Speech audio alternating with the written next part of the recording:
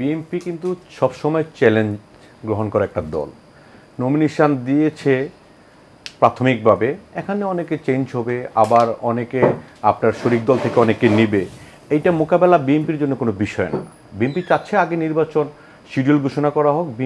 বিএনপির অনেক যোগ্য প্রার্থী আছে এখানে, আমিও এক জায়গায় প্রার্থী ছিলাম, আমার এখানে একজনকে প্রাথমিকভাবে দিয়েছে, which is okay। আপনার কোনো অভিযোগ নেই সেই বিষয়ে? অভিযোগ তো অবশ্যই আছে, বাট আমরা এটা দলের ওবিডিয়েন্ট, আমরা সেটা শেষ পর্যন্ত আমরা দলের হাইকমান্ডকে আমরা মেনে নেব। এটা এখানে বিএনপির জন্য এটা কোনো বড় চ্যালেঞ্জ না। এখন চ্যালেঞ্জ হলো বিএনপি বাংলাদেশে একটা নির্বাচন আদায় করার জন্য যা যা করার দরকার, ওইটাতে বিএনপি আছে। এখানে বিএনপি একটা আপনার অত্যন্ত গণতান্ত্রিক একটা দল, অত্যন্ত বর্ষিয়ান রাজনীতিবিদ দ্বারা পরিচালিত একটা দল, অনেক অভিজ্ঞ লোক এখানে আছে। দেশ চালানোর মতো টিম বিএনপিতে কয়েক প্রকারের আছে। বিএনপিতে first step, second step, third step, fourth step পর্যন্ত দেশ চালানোর মতো ক্যাপাবল পারসন বিএনপিতে আছে।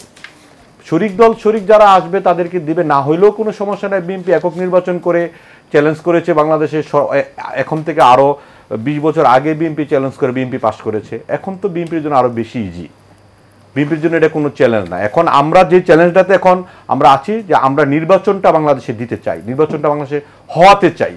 বর্তমান সরকার যিনি আছেন উনি তো আপনার